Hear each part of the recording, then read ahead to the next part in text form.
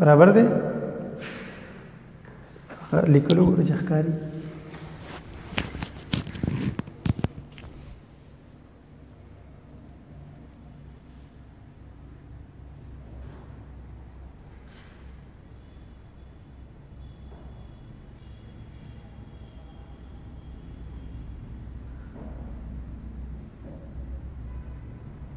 بلغ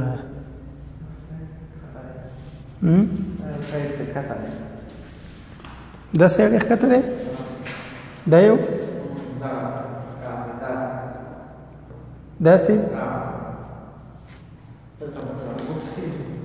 ده بوكس كده وصورة وسي شوخة لك برادي اخواكو ترى شو صورة كنا وشي تاسو ديمو وركي زي بسم الله الرحمن الرحيم. Assalamu alaikum students, welcome to ChemZipper. I am Ijaz and today we will discuss about chemistry. तो हम start करते हैं chemistry chapter number first FSC part 1। उसमें जो हैं हमारे लेक्चर के कंटेंट्स आज के हैं और introduction to stoichiometry, importance of stoichiometry, terminologies related to stoichiometry, relative atomic mass, gram atom, mole and Avogadro number. इन चीज़ों को आज हम डिस्कस करेंगे और समझेंगे कि ये चीज़ें क्या है। सबसे पहले आते हैं इंट्रोडक्शन पे। इंट्रोडक्शन में जैसे कि लिखा हुआ है कि स्टोइकोमेट्री क्या है। स्टोइकोमेट्री ग्रीक वर्ड है जिसका मतलब है एलिमेंट्स मेजरमेंट, जिसमें स्टाइक्यून जो है इसका मतलब है एलिमेंट्स और मेट्रॉन का मतलब है मेजरमेंट्स। डिफिनीशन क्या है? डिफिनीशन मुख्तलिफ डिफिनीशंस हैं मुख्तलिफ सेंसेस में, लेकिन जो यहाँ पे डिफिनीशन हमने लिखी हैं वो ये हैं कि the study of the relationship between relative amounts of substances involved in a chemical reaction. किसी भी केमिकल रिएक्शन में कितनी अमाउंट ऑफ रिएक्टेंट इन्वॉल्व है, कितनी अमाउंट ऑफ प्रोडक्ट इन्वॉल्व है, कितनी अमाउंट ऑफ रिएक्टेंट रिक्वायर्ड है, कितनी अमाउंट ऑफ प्रोडक्ट बन सकते हैं, इसको हम कहते हैं स्टोइकोमेट्री। इसके साथ दूसरी डिफिनीशन ये भी हो सकती है कि calculation based on balance chemical equation is called stoichiometry. Balance chemical equation के बेस पे एक थ्योरेटिकल डिफिनीशन है जिसमें हम बैलेंस केमिकल इक्वेशन के बेस पे कैलकुलेशन करते हैं। अगर गिवन अमाउंट ऑफ रिएक्टेंट हो तो हमें कितने प्रोडक्ट दे सकते हैं, इसको हम कैलकुलेट कर सकते हैं। इसके साथ नेक्स्ट जो हमारे पास है वो है इम्पोर्टेंस ऑफ स्टोइकोमेट्री। स्टोइकोमेट्री की इम्पोर्टेंस क्या है? यहाँ पे जो हमने लिखा हुआ है कि स्टोइकोमेट्री हमें बताती है quantitative information about chemical reaction. ये हमें केमिकल रिएक्शन के क्वांटिटेटिव इन्फॉर्मेशन के बारे में बताती है। मिसाल के तौर पर कितनी अमाउंट हमें चाहिए और कितने प्रोडक्ट्स हमें चाहिए, इन चीज़ों को मालूम करने के लिए, इसके बारे में पता करने के लिए हमें क्या चाहिए? स्टोइकोमेट्रिक कैलकुलेशंस चाहिए। इसके बाद it tell how much of the reactant is required to form a specific amount of product. हमें कोई स्पेसिफिक अमाउंट ऑफ प्रोडक्ट चाहिए तो उसके लिए हमें कितने रिएक्टेंट की ज़रूरत होगी, ये भी हमें स्टोइकोमेट्री से पता कर सकते हैं। How much products could be produce under given conditions. Chemical reaction के लिए कंडीशन की ज़रूरत होती है, तो अंडर गिवन कंडीशन हम कितने प्रोडक्ट ले सकते हैं? हो सकता है अंडर गिवन कंडीशन हम 100% प्रोडक्ट ना ले सके, तो इसलिए हमें कंडीशन उसके हिसाब से चेंज करना होता है। लेकिन ये हमें बताती है स्टोइकोमेट्री की गिवन कंडीशन में हम कितने प्रोडक्ट हासिल कर सकते हैं।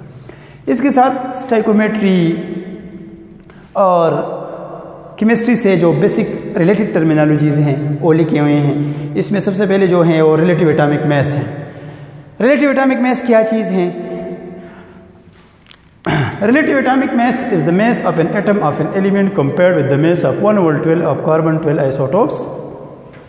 सारे के सारे एलिमेंट्स जो हैं उनके मैसेज को रिलेट किया गया है कार्बन आइसोटोप के साथ। इसको as a scale, as a standard लिया गया है और बाकी जितने भी एलिमेंट्स हैं सब के मैसेज को क्या किया गया है? इससे रिलेट किया गया है, इससे कंपेयर किया गया है और सबको मास जो है असाइन किए गए हैं मैसेज।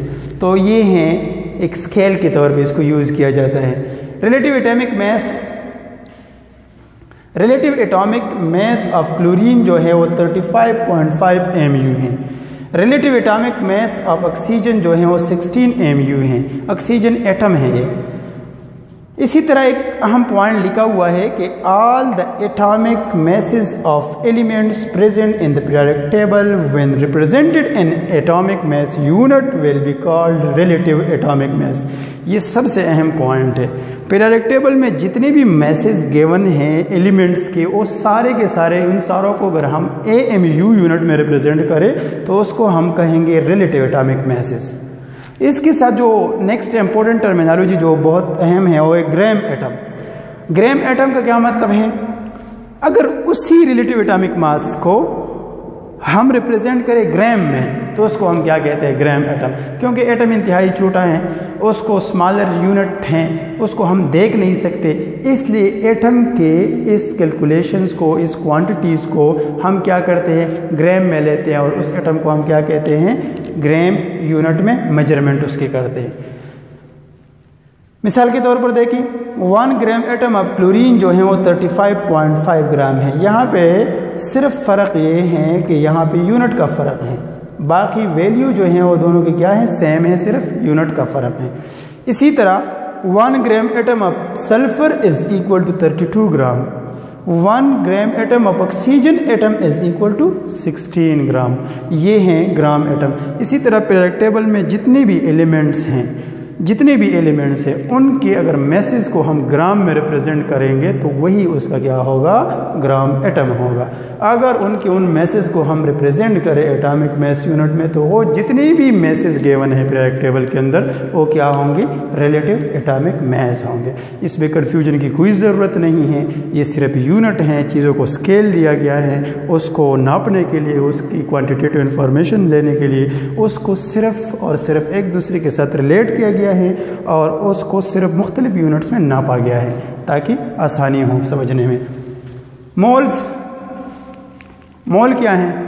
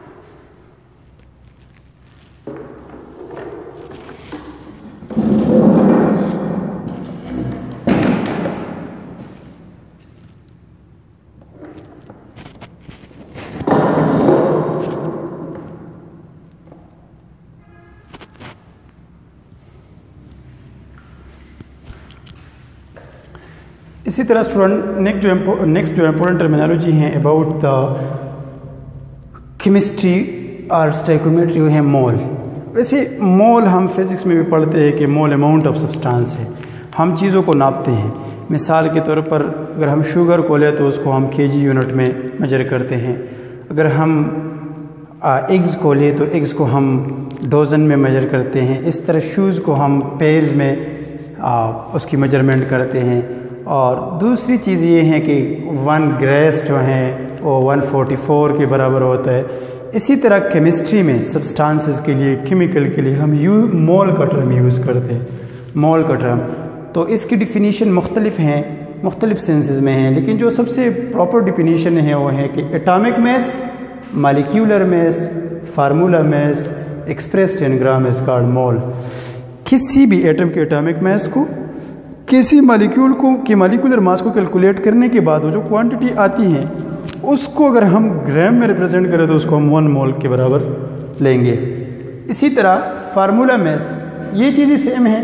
इसमें सिर्फ ये है कि एटॉमिक कोई एटम है तो उसका मास एटॉमिक मास होगा। एटम्स कंबाइन होकर मालिक्यूल बनाते हैं तो उसका हम फिर कैलकुलेट करेंगे, मालिकुलर मास होगा। और इसी तरह फार्मूला मास कोई आयनिक कंपाउंड है, उसमें मुख्तलिफ एटम्स हैं, 2 भी हो सकते हैं, ज़्यादा भी हो सकते हैं। उन एटम्स के अगर हम मैसेस को कंबाइन करें, जमा करें, तो उनका बनेगा फार्मूला मास। अगर इन सारी चीज़ों को हम क्या करें, ग्राम में रिप्रेजेंट करें, सिंपली रिप्रेजेंट करें, तो उसको हम क्या कहेंगे, उसको हम मोल कहेंगे। और इसको हम इस तरह भी एक्सप्लेन कर सकते हैं कि amount of substance which contain Avogadro number of particle. Atoms भी हो सकते हैं, वो आयंस भी हो सकते हैं, मॉलिक्यूल्स भी हो सकते हैं, फार्मूला यूनिट्स भी हो सकते हैं। याद रखो कि 1 मोल के अंदर 1 एवोगैड्रो नंबर ऑफ पार्टिकल होते हैं। एवोगैड्रो नंबर को आगे हम डिस्कस कर दें कि ये क्या चीज़ है। अगर हम एटम के हिसाब से लेते हैं तो फिर एवोगैड्रो नंबर जो होगा, पार्टिकल जो होगा, वो एटम्स होंगे। अगर वो कोई आयनिक स्पीशीज़ है तो फिर इसको हम आयंस कहते हैं। अगर वो मालिक्यूल्स है तो हम उस एवोगैड्रो नंबर को फिर मालिक्यूल कहते हैं कि इसमें इतने मालिक्यूल्स हैं। अगर वो कोई फार्मूला है तो हम फार्मूला यूनिट कहते हैं, तो इसको 1 मोल कहते हैं। ऑल द एटॉमिक मैसेज, ये बहुत अहम और इम्पोर्टेंट पॉइंट है कि पीरियोडिक टेबल के अंदर जितने भी मैसेज हैं एलिमेंट्स के, वो सारे के सारे मैसेज 1 मोल के बराबर है। पीरियोडिक टेबल के अंदर जितने मैसेज हैं वो सारे के सारे 1 मोल के बराबर है। इसी तरह वो एटम्स जब कंबाइन होते हैं और फार्मूलाज बनाते हैं, मिसाल के तौर पर वाटर का फार्मूला H2O है, तो H2O भी 1 मोल के बराबर है, लेकिन H2O का मैस 1 मोल के बराबर है, 18 ग्राम पर मोल। हम कहते हैं कि H2O का मैस है, तो इसलिए 18 mu किसके बराबर है। अगर उस mu को हम रिप्रेजेंट करें किस में, उस mu को हम रिप्रेजेंट करें मोल में, ग्राम में, तो उसको हम क्या कहते हैं, उसको मोल कहते हैं। इसी तरह हमने लिखा है कि 23 ग्राम सोडियम है तो ये भी 1 मोल के बराबर है। 32 ग्राम ऑक्सीजन है तो ये 1 मोल के बराबर है। अब देखो इनमें ग्राम में क्या है, ग्राम में अगर हम देखें तो इनमें के ग्राम में डिफरेंस है, इसकी क्या है, ग्राम में डिफरेंस है। बाकी अगर हम मोल्स को देखें तो मोल्स इनके क्या है, सेम है। इसलिए कहते हैं कि अगर कोई एटम का एटॉमिक मास या मॉलिक्यूल का मॉलिक्यूलर मास या कोई आयनिक कंपाउंड है तो उसका फार्मूला मास भी 1 मोल के बराबर होता है। बेशक मास डिफरेंट हो, लेकिन वो अगर फार्मूला है सिर्फ, तो क्या होगा, उसका मास 1 मोल के बराबर होगा। इसी तरह एवोगैड्रो नंबर क्या है। एवोगैड्रो नंबर को अगर हम देखें तो इसकी सिंपल डिफिनीशन है कि नंबर ऑफ एटम्स, अगर कोई एटम है, आयंस अगर कोई अनेक कंपाउंड है उसको हमने डिसॉल्व किया है, या मालिक्यूल्स वो एंटिटी होती है जो इंडिपेंडेंटली एग्जिस्ट करती है, उसको हम मालिक्यूल कहते हैं। Present in 1 mole of substance, 1 mole substance में जितने पार्टिकल होंगे उसको हम क्या कहते हैं, वो पार्टिकल एटम भी हो सकते हैं, आयंस भी हो सकते हैं, मालिक्यूल भी हो सकते हैं, फार्मूला यूनिट भी हो सकते हैं वो पार्टिकल्स। तो 1 मोल सब्सटेंस में कितने पार्टिकल होते हैं बेटा, 1 मोल सब्सटेंस में होते हैं कितने पार्टिकल्स,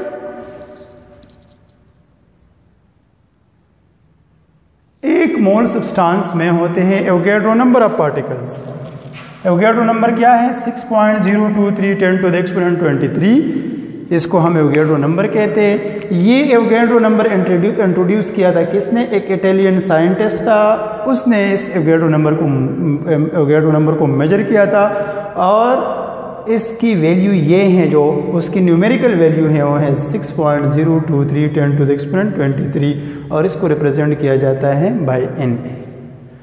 फॉर एग्जाम्पल देखो, वही 33 ग्राम सोडियम है, 1 मोल के बराबर है, उसमें इतने पार्टिकल हैं। 32 ग्राम ऑक्सीजन है, 1 मोल के बराबर है, इसमें उतने ही पार्टिकल हैं जितने 1 मोल सोडियम में है। सिर्फ फ़र्क किस चीज़ में है, फ़र्क जो है वो सिर्फ क्या है, ग्राम में है। अगर हम देखें तो मोल भी यहाँ पे बराबर है और एवोगैड्रो नंबर भी बराबर है, तो ये सारी चीज़ें बराबर हैं। इन चीज़ों का मकसद क्या है, इसको ऐसा करने से इन कैलकुलेशंस में हमें क्या होती है, आसानी होती है। और हम केमिस्ट्री में जब भी कैलकुलेशन करते हैं तो चीज़ों को मोल में, जिसको आगे हम पढ़ेंगे कन्वर्जेंस, चीज़ों को हम मोल में कन्वर्ट करते हैं। फिर उस मोल से हम उसको ग्राम में भी कन्वर्ट कर सकते हैं, उसको पार्टिकल में भी कन्वर्ट कर सकते हैं। फार्मूलाज ये आगे हैं। तो कहते हैं कि number of atom ion molecule present in 1 mole substance, ये 1 मोल सब्सटेंस में इतने पार्टिकल हैं, किसके, इतने एटम्स हैं, कितने, सोडियम के। 1 मोल ऑक्सीजन में या 32 ग्राम ऑक्सीजन में कितने मॉलिक्यूल्स हैं ऑक्सीजन के, इतने मॉलिक्यूल्स हैं ऑक्सीजन के। 58.5 ग्राम या 1 मोल जो हैं NaCl की में कितने फार्मूला यूनिट्स हैं, 6.023 10⁻23 फार्मूला यूनिट्स हैं इसके अंदर। इसके साथ कुछ फार्मूलाज हैं जिसको हम देखते हैं, फार्मूलाज रिलेटेड टू मोल, मोल से जो रिलेटेड फार्मूला है। ओके, अगर हमें मास इन ग्राम गिवन हो और हमसे पूछा गया हो कि मोल्स कैलकुलेट करें, तो उसके लिए फार्मूला है number of mole is equal to mass in gram divided by molar mass gram पर मोल। ये यहाँ पे जब आप कैलकुलेशन करते हैं तो ये यहाँ पे ग्राम ग्राम से कटता है और आपके पास नंबर ऑफ मोल्स आते हैं। इसी तरह अगर हमें गिवन डेटा किस फॉर्म में हो, मोल्स के फॉर्म में हो, और हमसे पूछा गया हो कि इसके अंदर ग्राम्स को कैलकुलेट करेंगे, तो इसी फार्मूले को हम रीअरेंज करते हैं, मैस इन ग्राम को इधर ले आते हैं, तो हो जाएगा number of moles mole multiply molar mass gram पर मोल। यहाँ भी मोल मोल से कट जाएगा तो आपके पास आंसर आ जाएगा, ग्राम में आपके पास आ जाएगा कि कितने ग्राम्स हैं एक गिवन अमाउंट ऑफ मोल में। इसी तरह formula related to Avogadro number जो हैं, formula related to Avogadro numbers हैं, formula related to Avogadro number, formula related to Avogadro number है कि अगर to calculate mole when particles are given, अब जब हमें पार्टिकल गिवन हो, पार्टिकल दिए गए हों और हमसे पूछा गया है कि इस पार्टिकल में कितने मोल्स हैं या इतने पार्टिकल सोडियम के हैं, आयरन के हैं, ये कितने मोल के बराबर है, तो उसके लिए फार्मूला है number of mole particle given divided by Avogadro number, और एवोगैड्रो नंबर की न्यूमेरिकल वैल्यू है 6.023 10⁻23। इसी तरह अगर हम to calculate particle when moles are given, अगर हमें क्या गिवन हो, हमसे पूछा गया हो किस चीज़ के बारे में, पार्टिकल के बारे में, जबकि हमें मोल गिवन हो, तो हम क्या करेंगे, number of mole multiply Avogadro number. This Avogadro number is a scale, एक पैमाना है, इसके साथ हम नंबर ऑफ मोल को मल्टीप्लाई करते हैं या इस पे क्या करते हैं, गिवन पार्टिकल को डिवाइड करते हैं, तो वहाँ से हम पता कर सकते हैं कितने मोल्स है या कितने पार्टिकल्स है, मोल के अंदर कितने पार्टिकल्स है या पार्टिकल के अंदर कितने मोल्स है, तो इसको हम कर सकते हैं इसी तरीके से। तो ये था आज का लेक्चर कुछ चीज़ों के हवाले से, जिसमें हमने देखा कि डिफरेंट चीज़ें हमने डिस्कस किए। इंशाल्लाह नेक्स्ट लेक्चर के साथ हमारे साथ रहें और फिर मुलाकात होगी। अल्लाह हाफिज़।